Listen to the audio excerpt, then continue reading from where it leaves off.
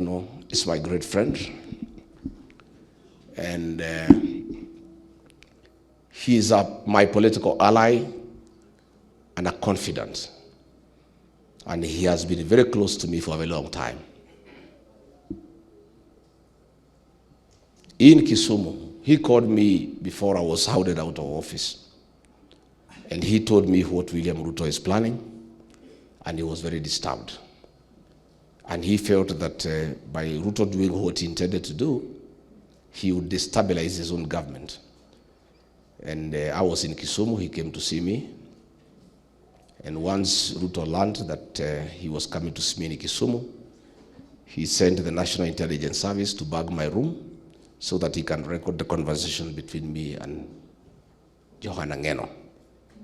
And we had a big discussion, and he told me what he was going through and the way he was being persecuted for fighting for the rights of the Kipsigis people.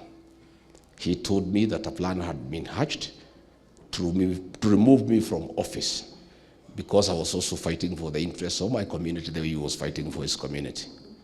And he told me he was opposed to it, and he felt the president would destabilize his own government, which has happened, and he said he would do whatever he needs to try to persuade him. And immediately the recording was taken to William Ruto. He was summoned, and he was thoroughly intimidated, and he was a very worried man.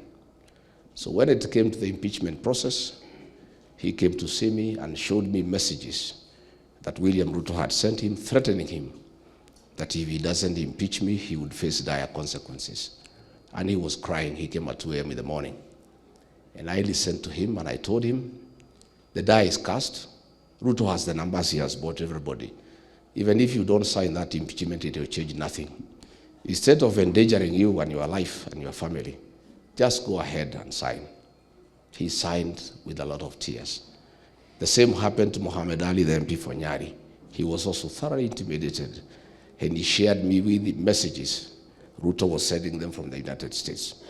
Since then, I've been talking to Ngeno, and he has been under a lot of siege from Murkomen and Aaron Cheriot, trying to suppress his ambition to be the leader of the Kipsigis community.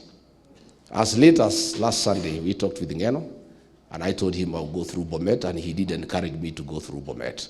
After I went to Bomet, I was well received. He called to thank me for articulating the challenges facing the people of Kipsigis community. We don't want to say anything, but we want to call for thorough investigations so that the truth can be known. The Kipsigis people have had many challenges. Anytime a leader has emerged to lead the community, he has faced challenges. Kipkalia Kones also died in a helicopter crash and was a great leader of the Kipsigis community. Johanna Ngeno has died in a crash. As we call for investigations, I must say that Kipchumba Murkomen cannot be CS Interior, and the family of Ngeno and the Kipsigis community and other Kenyans expect fair and transparent investigations because Kipchumba Murkomen has been fighting Mheshimiwa Ngeno. We want to ask President William Ruto to ask Kipchumba Murkomen to step aside to allow for thorough investigations into the air crash. Alternatively, if the president must keep Kipchumba Murkomen, who is responsible for creating violence in Kenya, the CS Kipchumba and PS Remodomono are responsible for the violence that is going on in the country. They are the ones who are supposed to protect the people of Kenya, but they are the ones unleashing violence. You have seen international criminals who have been slapped with the sanctions by the United States have passports. These passports are being given by Kipchumba Murkomen, threatening the security of the country, the region, and the world. The RSF commanders are housed in Ruda, in a house guarded by the General Service Unit, and that is the work of Kipchumba Murkomen. The security of the country is under threat. The security of the region is under threat. And we are afraid that if Kipchumba Murkomen will be the CS Interior, leading to the general election, he is going to create civil war in this country because he's the one responsible for violence. So if William Ruto cannot ask Kipchumba Murkomen to step aside, we ask that we get the Scotland Yard or the FBI to come and carry out independent investigations into the air crash that caused the demise of Johanna Ngeno. We want to send our condolences to his family and the people of Emuru Dikir and the Kipsigis community and members of parliament. He was a great leader. He had great ideas. I have really lost a great friend, a confidant, a political soulmate, a man we shared many values and who had great ideas for this country. I keep wondering, why do they think they are so unpopular? Shule ilichomeka hapa Nyeri the other day, watoto wakakufa hapo darasha. Up to now, nobody knows what happened. There is no report that is existent, nothing. Watoto walichomeka, wakakawa ashes. Kule Pwani, kulikuwa na kaburi lipatikana pale. They don't know, they can't tell you coherently how many bodies were found there and what actually happened. Sahi tumeketi sisi zote hapa. We lost our CDF, Chief of Defense Forces, the late General Ogola. Fantastic soldier. I don't know, I was asking Speaker Muturi if you have seen a coherent report where the government explained what exactly happened. You know, this government takes the public for granted, they don't care. It's a very irresponsible government and it's a wrong way to manage a country. Sisi tunaomba mutupee serikali ili tuwaonyeshe vile nchi inapaswa kuendeshwa so that we can be respected the way we were respected. How can you in this day and age, 6 decades after independence, unatoa tu kitambulisho kiholela holela? Na hili jambo nitalizungumzia kwa uwazi siku nyingine. Hata yule PS alikuwa education alipelekwa huku kwa registration to supervise registration of foreigners. Ili the government is bothered about survival. Wapate kura, wafanye ukorora na mambo kama hayo, and in the process hurting the image of our country. Some of us tunatarajia tutakufa wakati wowote. I can tell you that. What we are doing is si kazi ya rais hivyo. But we know kuna nchi ambayo lazima itetewe, na hiyo nchi inaitwa Kenya. Na hii Kenya lazima tutaibadilisha, tuache zile tabia zetu mbaya. Zile tabia mbaya ndizo Ruto wamebeba. Wizi, kuua watu, kuchukua mashamba ya watu. I believe, even though I don't have the evidence, Ngeno has been killed because he refused to sign the land which has got rare minerals kule Kilgoris. 2023 alikuja hapa Shamata. Baadaye juzi nikasikia akisema wale watu mimi nashindana nao hata hawana akili. Sasa ningependa mnisaidie ili tupime kati ya yeye na sisi ni nani atakuwa hawezi kujua kupima maneno sawa sawa, kwa sababu alikuwa hapa. Na mimi sitaki mseme tulimwekelea. Hivi alafu bishop huyu ulisema inaweza sema kanisani. Bilioni 260 ambayo tutatumia katika hizi mabarabara zetu. Na sasa tumekusanya ushuru na nimekuja hapa leo. Hii barabara yenu kutoka maili 10 hapo kuja Subuku kuja hapa Shamata kwenda mpaka Kariamu, hii barabara tutatengeneza, na mimi nataka niwahakikishie mwaka 1.5 itakamilika, mimi nitakuja hapa kufungua. Ndio. Tunaelewana? Na hao waheshimiwa wameniambia alikuwa bwana asifiwe. Iko kwa wengine vingi ningeenda kusema, lakini hata mimi nilipima tangia 2023 mwaka 1.5 mimi nikakuja kufungua. Wewe bwana Matiang'i unapitia kwa barabara. Maili 10 hapo kwa jirani imeishia.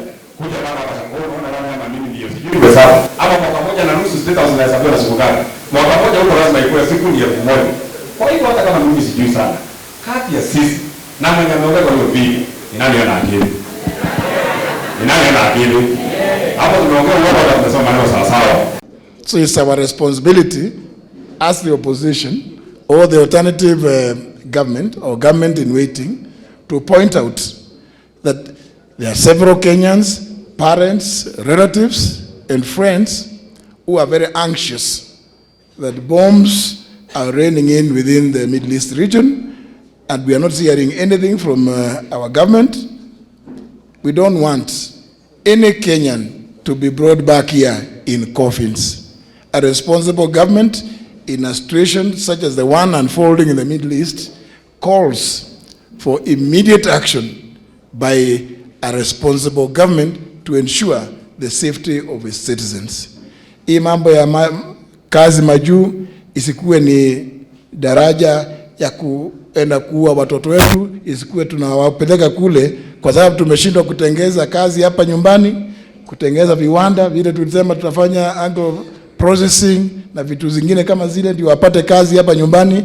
Isikuwe sasa ndio a chance ya kupeleka watoto wetu kule nje tuwauze kama mbuzi. Jana tulipoteza kiongozi, member of parliament for Emurua Dikir, the late Johana Ngeno. Na huyu kiongozi ni kiongozi ambaye alikuwa anatetea watu wa Kipsigis sana, ni mbunge wa constituency yake iko pande ya Narok. Na amekuwa akitetea watu wao sana. Nakumbuka mlimuona kwa runinga akiwa anakataa shamba ya huko kwao kunyakuliwa na wale wezi wa mashamba. So sisi tunaomba kanisa mtuombee sana kama viongozi, kwa sababu tunashangaa ni kwa nini wale viongozi wanatetea wananchi sana, wakiingia kwa ndege inaanguka. Si lazima mtuombee?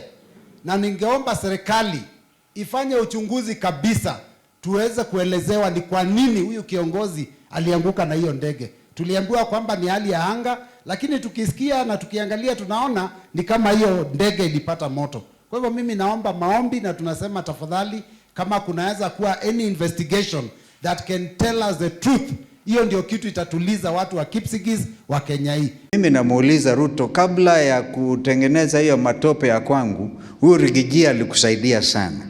Na ulikuja hapa 2.5 years now, more than 3 years, ukaahidi. Ili watu wale wanasema wakuamini kwamba you mean what you say. Kama you launched barabara hapa na kusema because the clip was very clear kwamba within 1.5 years atakuja kulaunch hii barabara.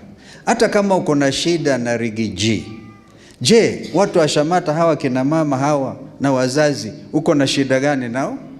Na more importantly, kiongozi wa nchi hapaswi kuwa ni mtu ambaye anaongea urongo mtupu kila kuchao. Haya ndio mambo ambayo yanawakera wananchi. Ajali iliyotokea Nandi na ikamchukua Mheshimiwa Johana Ngeno ni swala la huzuni sana.